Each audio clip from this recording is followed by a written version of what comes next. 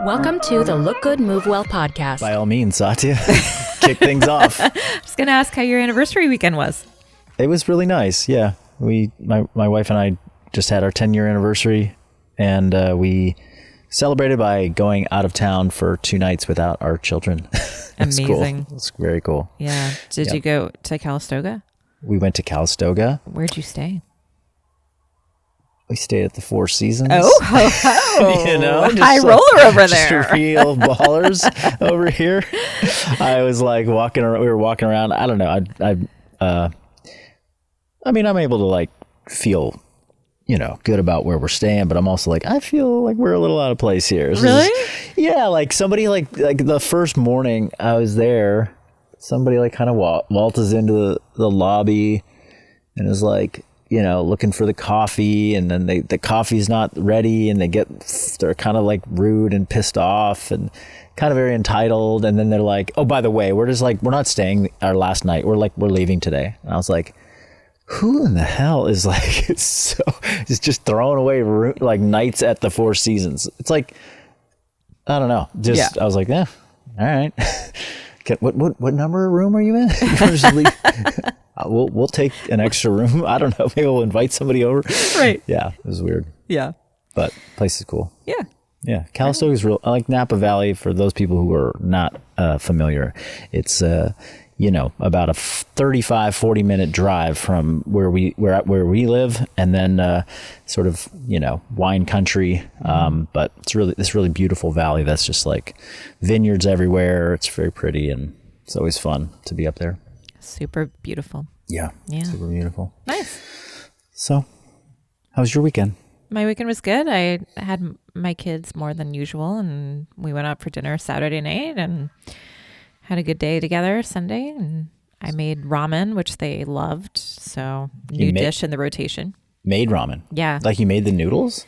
I got ramen noodles from the store and like made broth and then put it together with like some tofu and chicken and soft-boiled egg and edamame and broccolini and carrot. And sweet. Pascal ate all of it, so it was a win. Did she eat the chicken? Yeah, she eats chicken. Marquez is vegetarian. Oh, Marquez. Okay. Yeah. Got it. But yeah, they both loved it, so nice. That was a win. It's a win. Yeah. Well, here we are. It's, a new week. Yeah. New pod. I'm going to start with a hot take question. Okay. Sweet. What is your hot take on training with pain? Training with pain. Yeah. I mean, if I'm honest, I probably have trained with some level of pain, like pretty consistently for, a long time. Like I rarely train with pain that goes above a certain threshold, but, yeah, like the body aches. The body has issues. The body has stuff. Issues. The body has stuff, and I think about kind of like once upon a time when people like before training, when you just move, you had to use your body for life, like much more than you do today. It was like it was the vessel that you use to survive rather than like your fingertips on a screen. You had to go and get your food. You had to be more physical in life. It's like an injury. Like I'm sure people got injuries and were hurt, and they still had to go out and like hunt for food and forage and build shelter and be nomadic and move around. And obviously if the injury was bad enough, like you would probably die, or you need to like really rely on your people to take care of you. So I guess training through injury to me, or training through pain, is just like, yeah, there's a certain amount that has to happen, because, I'm just going to make the assumption, like, why is there pain? Because there's some dysfunction, there's some injury. And what's the best way to like get that injury to heal is through movement.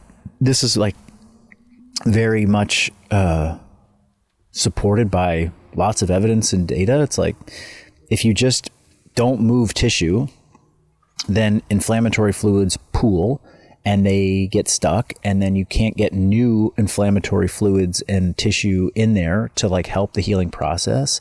So it's like when you have all of this, you know, localized inflammation, like a very swollen joint or a swollen, you know, tendon, ligament, whatever it might be, or not even a swollen, but an inflamed tendon or ligament, you don't get blood flow to it. And, you know, then you're not replenishing like cells and removing dead cells and things that need to get out. And you're not getting new nutrients there. And the only way you can get new nutrients to places, or the way you enhance getting more nutrients to places in your body, is through movement. It's not through just sitting around and doing nothing and avoiding using the tissue. It's like, use the tissue, use the joint, use the muscles, you know, perform the movements at a level that allows you to, you know, not experience a pain level that goes above, you know, low to moderate. Yeah. It's a sharp shooting pain. It's like, okay, that's too aggressive and too much for that particular thing. Yeah. So your hot take is essentially that like training around pain is more normal than people think, like rather than like, oh, I'm having pain, so I need to sit out. Yeah. Well, it's more necessary than people think. More necessary. Because I don't actually know what I would presume that most people think that they should just not do anything, and that if they're injured, that they need to just completely stop the plan that they're on and either rest, or that they're going to be able to go and find some like special plan that's going to, you know, check all the boxes for them, including their pain. Yeah. I was thinking before this morning about how many things that I have encountered over the years of training. And the one that stands out is when I was preparing for an Olympic lifting meet, and I was really pushing my training way outside my comfort zone. And as I had my meet and immediately after, I was having very difficult elbow pain that turned out to be some form of elbow tendonitis. I never really got a diagnosis, but that fit all of the symptoms. And I basically avoided it for almost a year. Mm-hmm. And in retrospect, that was completely unnecessary. And the way that I actually got through that injury was, number one, by changing my ergonomics, so the positions that I was in every day when I was typing to not further aggravate it. And number two, it's like I just had to go and start getting strong again and not be afraid to use it. And so I was curious, you know, what issues that you've encountered similarly in your own body and your own training. Yeah, I mean, well, there was basically like in my CrossFit years, in the early years, I had a lot of knee pain. Knee pain was basically just like ruled my life. And if I go back even further, before I found CrossFit, I had knee pain that I incorrectly, you know, had diagnosed or attributed to like a very specific event that happened. So like I fell on my mountain bike, or not fell, like I had like a mountain bike malfunction. That's the word. Mountain bike malfunction, had a bit of an impact. And I think it was at that point that I became very acutely aware of this knee pain that I was having. My hunch tells me I was having some knee dysfunction before that, but I wasn't really too aware of it. So it got exacerbated, and then it wasn't really going away. So I got like imaging on it. I got an MRI. So I think the only MRI I've ever gotten, to which the physician was like, I can fix that. We'll just do a quick cleanup. I didn't know I didn't know what I know now. So I was like, okay, cool. Go get that fixed. They clean it up. I go through the 8 to 10 week recovery process of basically just not, like it was like 8 to 10 weeks of not really using it. Probably 4 weeks of not putting a lot of weight on it, and then getting back to basic stuff. And then by the time I was like back to using my legs, like it felt good. I was like, oh, cool, it fixed it.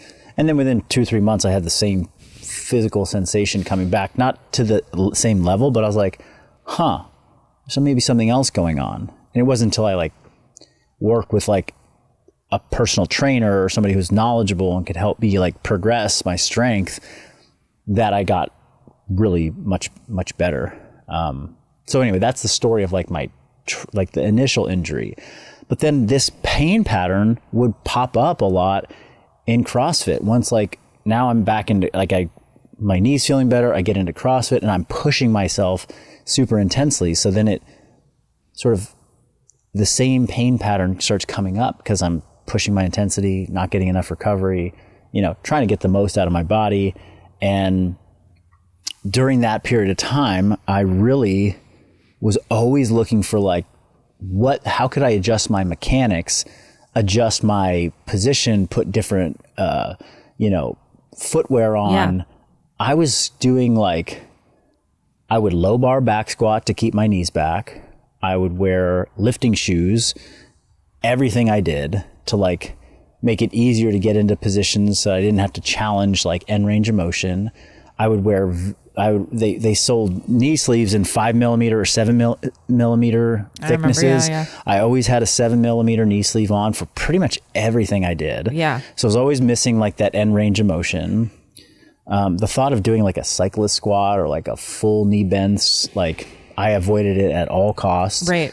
And so it was like this pain that made me avoid something, which just made it worse and worse and worse. Yes. And it was just like, I just eventually, I remember going to see Kelly Starrett like so many times to like have him work on me. And, he always worked on the same thing. It's like I had minimal hip extension. Like my hip extension was so lacking. He would always just like do this massive, like really digging in with the. It was like a really painful, like he would just do like a manual assisted couch stretch. That was like the worst in the world. And then after he would do that, I would have like no pain for 2 days. Yeah. I'd be like, oh my God, you're just like you're a magician. Like, how'd you do that?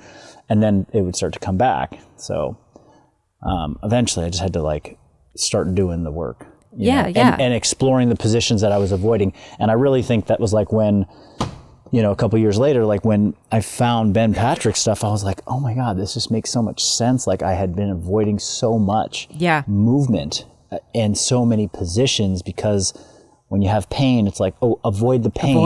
Avoid the pain. It's like, no, go towards what causes the pain and figure out how to do it at a lower level to build resilience and some of that back.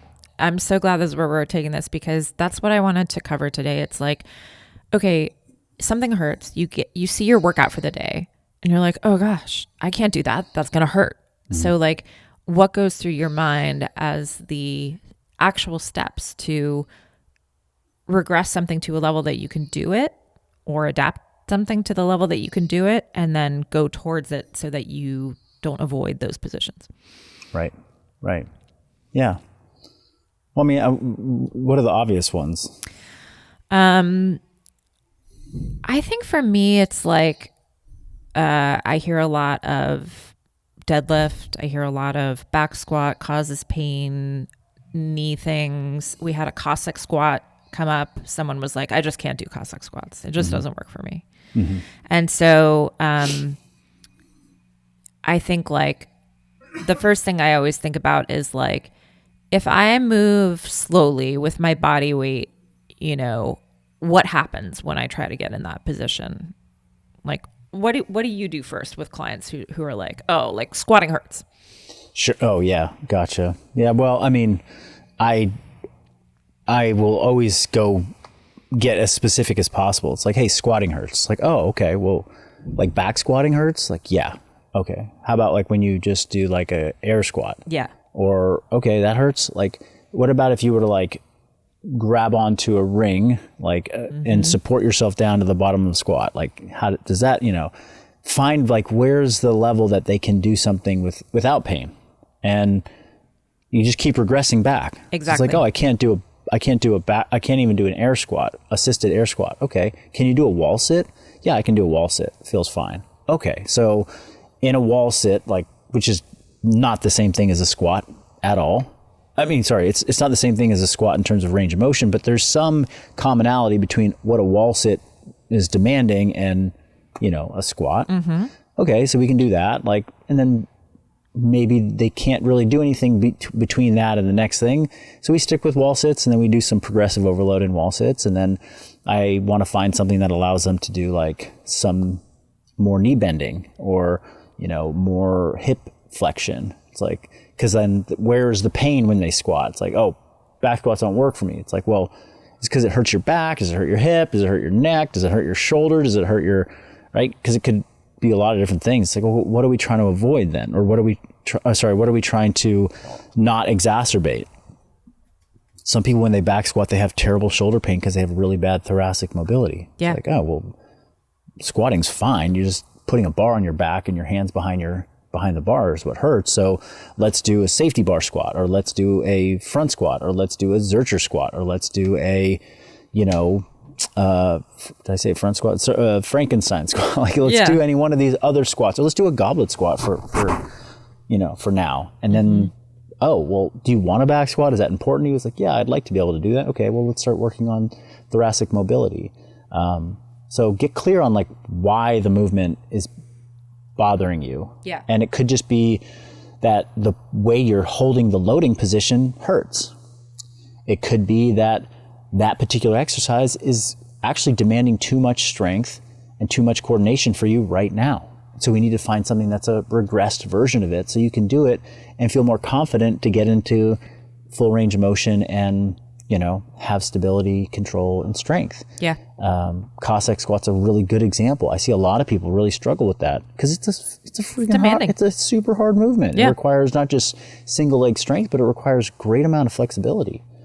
But there's very few people that I have found that cannot perform a Cossack squat if they do it with like a ring support. Yeah. They're holding onto a ring. Or their foot on a box. Or their foot on a box. Or both. Yeah. Or an abbreviated range of motion for now. Right.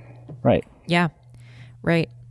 And then when it comes time to load or, sort of follow a program, it's like, what do you think about? It's like, okay, I'm just going to, always swap, a squat with a wall sit, or is there some progression involved here? Yeah. I mean, I also don't find that like most people's pain when it really needs to go that regressed. Yeah. Like when it comes to movement. Yeah. It's honestly, usually it's a, motor control, like basically slow down your reps and really get into, have good technique. Like people, someone's like, it hurts when I back squat. I'm like, okay, let's try doing this with just like an empty bar and doing like a 5-second lowering down to the bottom and a 2-second pause and then stand up. And so they're really slowing the exercise and the repetitions down so much that they have like great technique and control. Like they never get out of control. And then I'm like, did that hurt? They're like, no, it didn't hurt at all. Okay. So this is like a motor control issue. It's not a movement pattern or it's like, when you squat under control and with enough and light enough load, you feel great. Then let's just do that for a period of time. So then that's what I would apply. It's like, you're actually okay to squat in all of these different patterns that show up in the program. You just need to be slowing your movement down considerably, thinking 5-second negatives instead of 2-second negatives, and adding a pause to the bottom of every rep, not just the ones that the program calls for a pause. Because when you pause and when you slow down, you are going to have to lift less weight to hit the repetitions that are prescribed. Do you know what I mean? Like if it says do 6 reps with a 2-second lowering and up fast, then that's about 12 to 15 seconds of work per set. But if you do 6 reps with a 5-second lowering and a 3-second pause at the bottom, now you're going to have to hold that weight on your back for 50 seconds or a minute, which is going to immediately lower the total weight of the bar. And when you have lighter weights, you can have better control of movement. You can still reach high intensity because at those last couple reps, you're going to be struggling. So yeah, fix your control, lower the total load. Then, those things work in most cases. Maybe you adjust what the loading position of the exercise is. So a back rack split squat, is causing you knee pain. Well, but when you put dumbbells at your side and do the split squat, you have more control. You can hold a better position. Don't feel knee pain. Okay, let's make the adjustment there. So this is kind of like, the fundamental checklist that I think about when applying some of these, adjustments to a program. Yeah. I was thinking about when I was like getting back into moving my elbow in a bigger range of motion and adding more weight. And I think first I started with banded movements. It's like, okay, can I do that with a band? Yes. Can I do that with a 5-pound dumbbell? Can I do that with a 10-pound dumbbell? And then at a certain point, as I was adding load, I would notice more sensation. And so it's like, oh gosh, I'm feeling something. But then I was like, well, wait, is that pain? No, it's just feedback. Mm-hmm. And I found that, the things that I was shying away from because I was afraid of pain, if I really slowed it down, if I really took my time, if I really spent enough time with one weight before moving to the next, then it's almost like you get in there and you can almost feel it like coming back to life. And so it's talking to you, but not necessarily in a way that says stop. Yeah. Yeah. Like that. I'm going to tie what you just said into what was kind of in the back of my mind coming into, this last little bit of the conversation, which is that this idea of like waking things up or getting sensations back online. Like when we feel pain, there's something that happens in the body, like the nervous system, where we're trying to, your body doesn't want to feel pain. Like pain is an indicator that something is off. And so your body will fight to a certain degree to like protect you from inflicting more harm. But when it comes to like joints and muscles and the body and, it's kind of tricky because like sometimes these pain things like can create new issues. Like I'm feeling pain here, so my brain sort of shuts down a muscle group so that it doesn't put more strain on it. But you continue to move anyway. And so now you're moving with, let's say your hamstring is kind of quiet. It's kind of like getting this negative feedback from the nervous system, which is, it's not voluntary, it's involuntary. It's like you got pain on the back of your knee, so your hamstring kind of doesn't fire because every time your hamstring fires like, too aggressively, you feel that pain again. So you get these feedback loops where things kind of shut down. And then, like you said, when you go through like slow rebuilding, you're like, oh, I feel this thing waking up again. It hasn't been like awake. That's something that's why movement is such important medicine, when you're hurt. It's not just about more blood flow to improve the healing process and inflammation process. It's also to keep all the muscle tissue around that joint that is hurting, awake, active, staying strong, not atrophying, and working in a coordinated fashion around the joint so that you don't develop like new issues that come up from, your hamstrings kind of shutting down for a little while. And so the way that ties into the point that I was going to make was that, Adam Fetter is our sort of resident physical therapist in the FBB organization. And, I've heard him say this. I believe it too. And I imagine there's plenty of other physical therapists that would say this as well. But his statement as he works with pain clients is always, well, the best pain protocol is performing a balanced strength and conditioning program. When you in a balanced strength and conditioning program is one where all the different muscle groups, get sort of targeted or hit, movement patterns get targeted and hit with an equal amount of intensity, frequency, and volume. So, I push as much as I pull. I squat as much as I hinge. I unilaterally do this as much as I do it bilaterally. I work overhead as well as horizontally when I press and pull. Those are the ways that we look at balance. And if like your shoulder is meant to move in all these different directions, but you're constantly only doing 2 of those directions instead of all 6, that's going to end up leading to potential issues, pain, and imbalances. Well, same things goes for when you're trying to recover a joint and the pain around a joint. It's like you got to use it in all directions. Otherwise, you're not going to facilitate the best healing process. Yeah. So, even if you follow this really like, that's why I don't love the idea of like, I just skip all squatting for a period of time until it heals. And then I get back to doing the whole program. It's like, no, keep following the whole program. 6 of the 8 movement patterns, you can still push with full intensity because they don't touch whatever the pain part of your body is. The other 2 that do, regress them down with tempo, load. So like slow down tempo, reduce load, ensure that you can do it at a level where you get full range of motion without pain. And so that might be changing where you hold the weight on your body. So slow down, slower negatives, more pauses, reduce weight, change the position of the weight on the body, add more stability if it's an unstable exercise. Like if it's a single leg exercise, grab onto a post, right? If it's a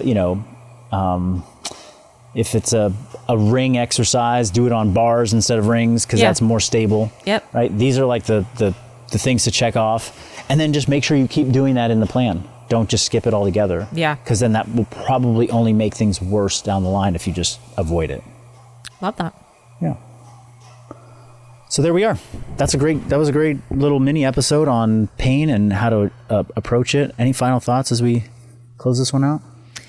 My final thought is that if you have an issue and you follow this advice and then you feel how that works for you, take that as encouragement to repeat that because you're likely going to have another issue come up in the future. And, I have followed this exact advice myself and gotten through many things that have hurt successfully. And so I think it's a good way to go about things. Absolutely. Yeah. Well, thanks, Satya. Thanks for that suggestion on where we went today. Yeah. All right. We'll see everybody next time.